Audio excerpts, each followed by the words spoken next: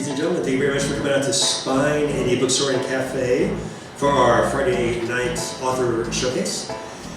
Tonight we have Levi A. Lancaster, who is an author, artist, caregiver, and he is going to be talking about the power of the art of therapy. And without further ado, thank you very much. Levi, it's all yours.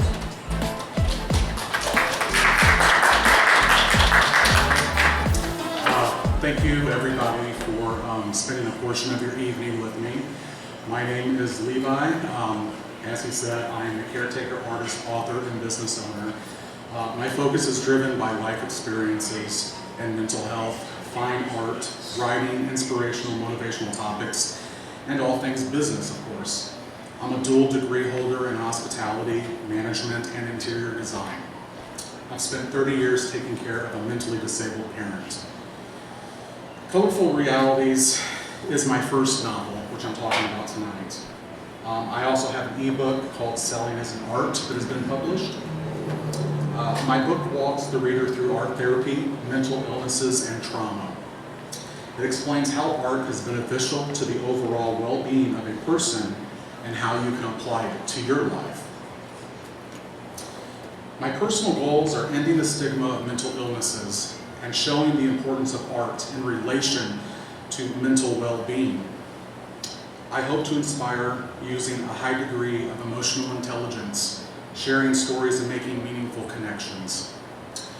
I'm going to read my author intro and do a small reading from chapter 7, the relationship between art and the brain. I can take a few brief questions after the read if needed, and if you plan to purchase a signed copy, please see me after my reading. Once again, thank you for coming out.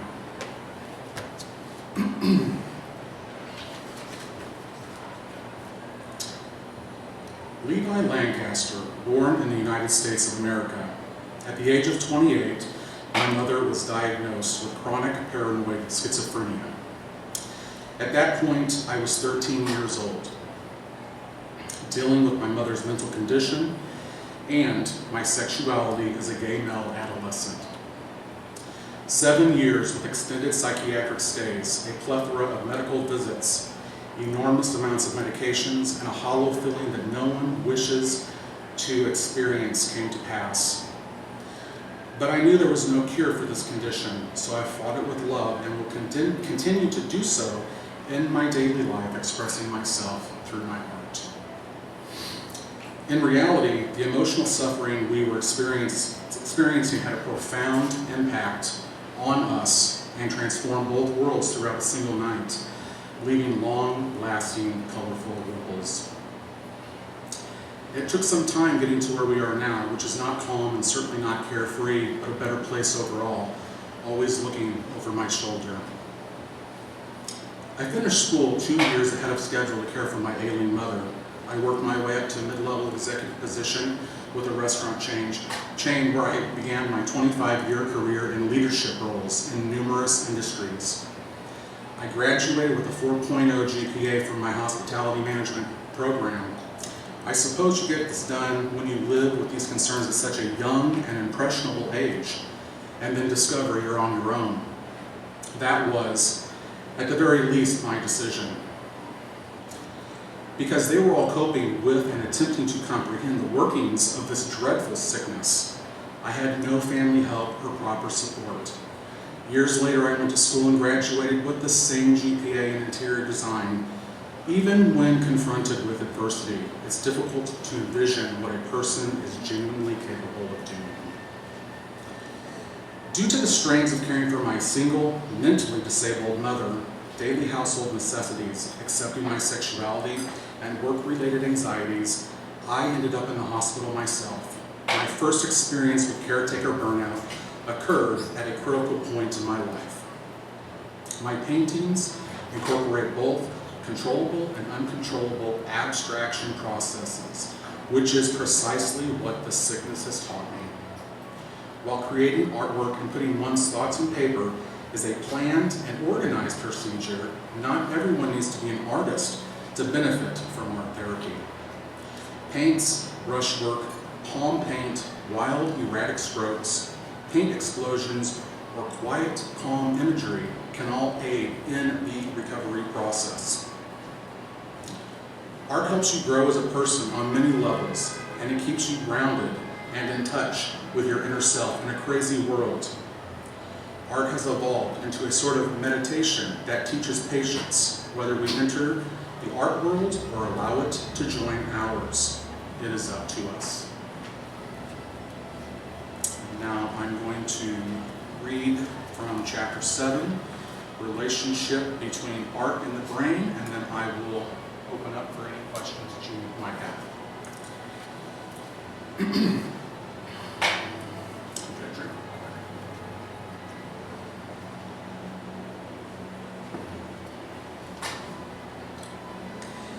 Have you ever observed how soothing and enjoyable it is to visit an art museum? Did you notice that you were calmer and happier after leaving an art class in school than when you entered? We all know that art makes us happy, but why? Why is that? Art and the brain have a dynamic interaction that has a more significant, variable influence on our lives than we know. Art may help us become more compassionate, better problem solvers, and more tolerant of ourselves. One of the most apparent art impacts is a decrease in stress levels. Whether you're painting large-scale oil paintings or coloring adult coloring books, you've found that you become distracted from time to time. Almost everything slips away, and all you can concentrate on is the work of art that you're making. Mindfulness is the condition of being entirely immersed in the current moment without worrying about the past, future, or anything else. Meditation, yoga, and of course psychotherapy all have this as a significant advantage. Even though it's only for a few moments a day, taking a break from hauling about all of your worries can help you process emotions and reduce stress. Engaging with art fosters creative thinking, which should come as no surprise. Imagination is a skill like any other, but the more you use it, the better you get at it. Art is a fantastic method to practice. Being creative in a low-pressure environment when it comes to coming up with an innovative solution to an issue at work, or you're under a lot of pressure. When coloring or sketching, though, there's no danger in picking up a unique hue for something. Having the patience of being creative when there's no pressure to make the best decision might help you think more creatively when the stakes are high. It may seem counterintuitive to believe that sketching a picture will improve your self-esteem. After all, what effect does my art have on your feelings about your success, appearance, or achievements? Your sensation of achievement improves when dopamine is generated due to your accomplishment. Additionally, the greater you start practicing, the more superior you will get, which may help you see yourself as talented, another critical step towards self-love. The capacity of your brain to develop and alter through time is known as brain plasticity. It can aid in acquiring new skills, the retention of mental flexibility into old age, and the maintenance of a high IQ. It should be unsurprising that creating art might help your brain become more pliable. Even the degree of creation thinking of it necessitates. Consider your mind as a blob of silly putty, a great image we all know. The more you stretch or mold that stupid putty, the more flexible your brain will become. The more you engage with it, the more creative endeavors you have, the more adaptability it will become, because each piece of art is unique. Producing art daily might even help your brain develop a habit of trying new things. Keep it flexible. Children who make art as a child become better students later in life. Art and music therapy programs appear to offer similar effects for brain development, particularly in children. Students who participate in these creative activities profit for the rest of their lives. Art-making kids are less impulsive, more well-behaved, and more attentive. They have better IQs and test scores than children who do not participate in creative activities. Given the enormous advantages that innovative programs may provide, it's even more of a shame that schools are slashing art funding. Increased empathy is another of art's impacts. Surprisingly, this advantage may be derived from either making or viewing art. This impact is caused by the release of dopamine in the brain, which you gaze at art and the individual reaction, seeing a face. In the simplest terms, looking at art is like falling in love. You're staring into this space as your brain releases joyful chemicals. This good interaction with other people, even if they are painted, might help you feel closer to the real people in your life.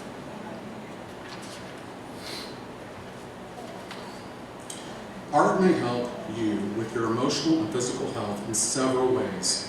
Lowering stress levels can help prevent various health problems on a physical level. It can also help with pain relief, especially in chronically ill patients. Aside from the ones we've already addressed, art can give various mental health advantages.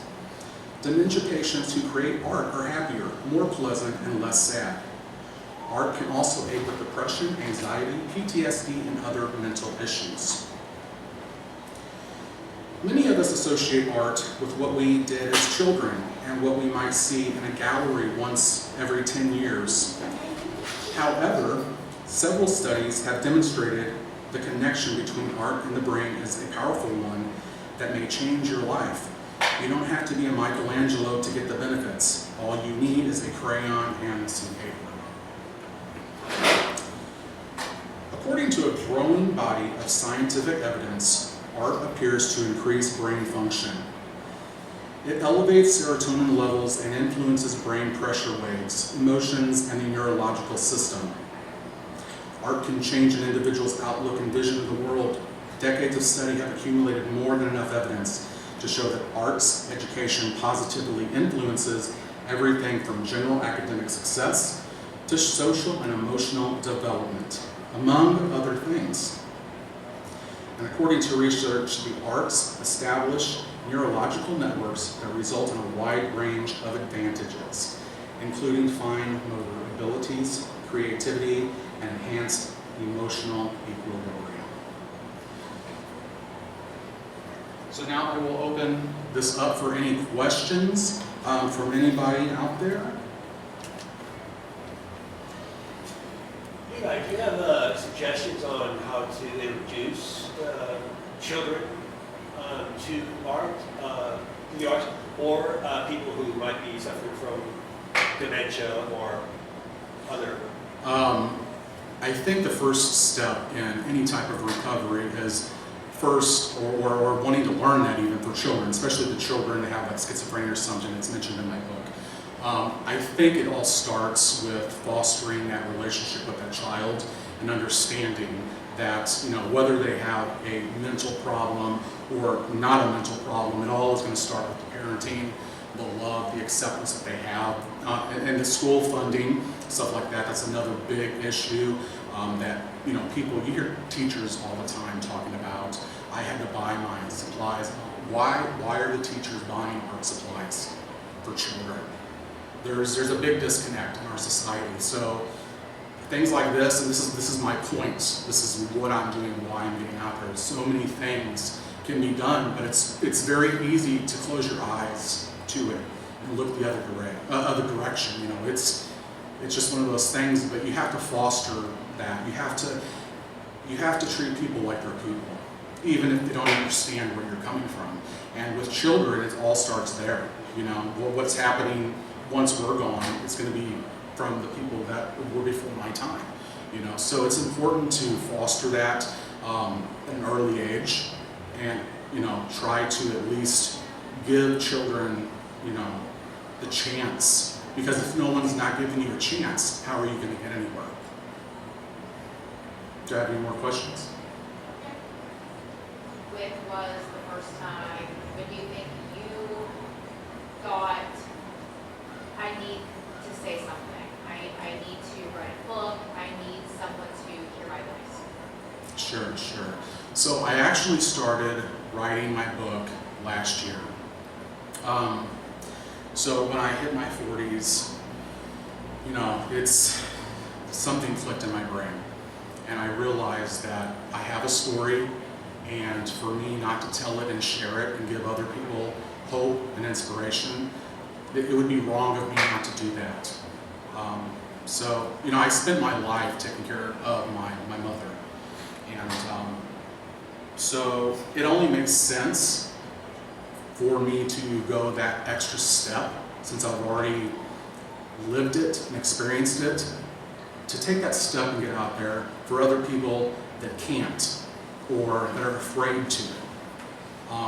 You know, standing up here is not easy by any means, but it takes people doing this to make change. So before I run out of time, it's important that I make my existence count, and that is why we are here today. I love that. Thank you. Yes? What age did you start engaging in art? Well, I always dabbled in art. When I was in school, I did some art. And then later on in my life, I've always loved art, and I went to school for interior design. But anybody in the interior design industry understands that it's very expensive to have the insurance that it takes to go around and do all this stuff. So basically, you have to have $1 million insurance just from the get-go to start, and that's expensive. So, you know, I didn't go all the way through with that, but I have started dabbling around in art, and I really increased my art about 2 years ago. And last year I completed around 100 paintings. But there's no time frame for anybody. You know, you start on, just anything that you do that is creative is going to, just don't be afraid, you know, don't be afraid. It doesn't even matter what age you start. You could start late in life. There are people out there that spend their lives, you know, worried about what people think and all this, and you know what, people could tear me apart for my book, for my art, anything they want, but they won't tear me apart for doing what I'm doing, because what I'm doing is I'm not focusing on myself. This is not a me thing. This is a bigger picture that I have, and that picture is, you know, having that voice, being that voice for all the others out there that don't or can't or don't have the mental capacity to do those things. So that's my answer. Do you have any more? I do, actually. Go ahead. Go ahead. Okay, go ahead. Do you do art with your mother? Sometimes, you know, but here's the thing. When you are, and you can't force anyone to do anything they don't want to do, right? So it's important to foster that and to help them and be there, but you can't force anyone to do it anyways. They got to figure out what they want to do. Art, everybody is good at something, right? And who knows what it'll be? Who knows? But it's not for me to decide for her what kind of art, it's for her to decide. So yes, I've done art with my parent. Do I do as much as I want to do? No, absolutely not. But why am I doing it? Because it helps me. It's a me thing. It helps me be able to survive the everyday difficulties that I have with the stress involved with taking care of a disabled parent that has a mental illness as stressful as schizophrenia is. You have a question? I just wanted to ask, what's your favorite thing to paint and why? How does it help you? I tend to like to do landscape paintings, and I always try to tell people that when I start painting, I don't ever really have a concrete idea in place. I kind of let my mind go, and I do. So, I mean, I kind of have a little idea of what I want to do, but normally it's like I said in my book. I said it's controllable and uncontrollable. So part of the art that I do is uncontrollable. I have absolutely no control over how some of it turns out, okay, because of the process and techniques that I do. The other portion of it is very intentional, where I've intentionally placed stuff together. So that's the type of art that I do, but it's all tailored to landscape type things, because I just think that it's, you know, everyone likes to see pretty, beautiful areas of land, all that kind of stuff. So that's what I tend to go for. Do I have any more questions? Yes, ma'am. Have you ever thought of doing a concept of what mental illness is on a canvas?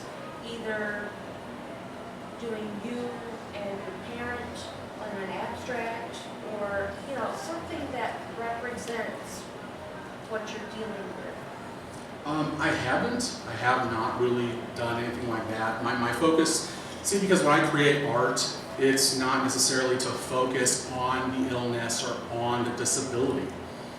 The art for me is just, to get away, to get a break. So, Okay. Any other questions? What inspires you? My mother. I think it all starts with my mom. Because as hard as I've had it to deal with her illness, she's had it harder than me or anybody else that I know. So it all starts with my mom. So I have to give all of my credit to her for all of this. Because I wouldn't be who I am today without the experience that she had to go through to put me where I am today. Any more questions? All right. Well, I guess I'm done here with any questions. We can do a book signing if you like, and thank you all for coming out. It means so much to me.